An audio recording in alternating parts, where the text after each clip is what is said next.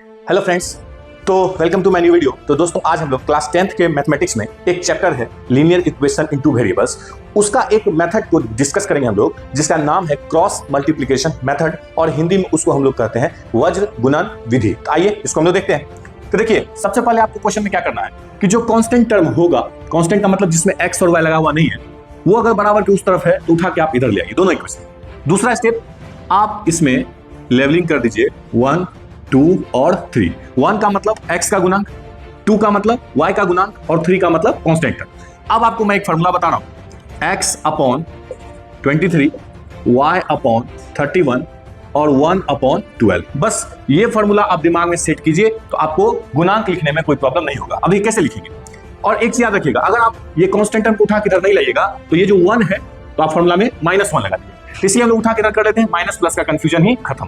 चलिए तो क्या लिखेंगे, देखिए x अपॉन यहां से 2, 3, तो 2 का मतलब y का गुणांक, देखिए ऊपर कितना है तो 2 है और नीचे कितना है तो -2, फिर 3 है, 3 का मतलब क्या हो गया तो कांस्टेंट टर्म, क्लियर है, is equal to y upon क्या है 3, 1, तो 3 का मतलब कांस्टेंट टर्म जिसमें x y नहीं, और 1 का मतलब x का गुणांक तो 3 और 5। अब देखिए 1 अपॉन यहां क्या करेंगे 1, 2 है, तो 1 का मतलब x का गुणांक और 2 का मतलब y का गुणांक, मतलब 23, 31 और 12। याद रखना आपको, 23 x के नीचे, 31 y के नीचे और 12 एक के नीचे।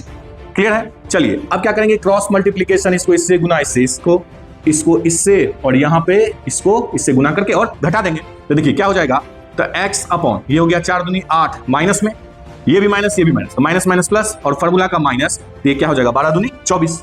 यहां से देखिए y अपॉन 12 पंचे 60, फार्मूला का माइनस और यहाँ का माइनस, तो माइनस माइनस प्लस और 4 पिया 12, ये हो जाएगा 1 अपॉन 3 दूनी -6, 5 दूनी 10 और फार्मूला का माइनस। अब ये क्या हो जाएगा, x अपॉन माइनस में 32, y अपॉन माइनस में 48 और 1 माइनस में 16। अब क्या करना है आपको, ये x वाला टर्म और y वाला टर्म को इस कांस्टेंट टर्म के साथ इक्वेट कर देना। तो इसको बराबर करें तो माइनस से माइनस खत्म और 16 दूनी 32, तो x का मान कितना आ गया 2 आ गया, और इसको इससे इक्वेट करेंगे तो माइनस माइनस खत्म, 16 दिया कितना हो गया 48। तो बस आपको करना क्या है, ये लेवलिंग कर दीजिएगा तो आपको कोएफिशिएंट लिखने में आसानी होगा। 23 x के नीचे, 31 y के नीचे और 12 1 के नीचे। ये एक कब लिखना है, जब दोनों को उठा के इधर कर देंगे, अगर बराबर की उस तरफ है तो यहाँ -1 लिखेंगे। क्लियर है। यहाँ देखिए 1 का मतलब x का गुणांक, 2 का मतलब y का गुणांक और 3 का मतलब कांस्टेंट टर्म, मतलब जिसमें x y नहीं है। तो इस तरह से हम लोग आसानी से बना सकते हैं।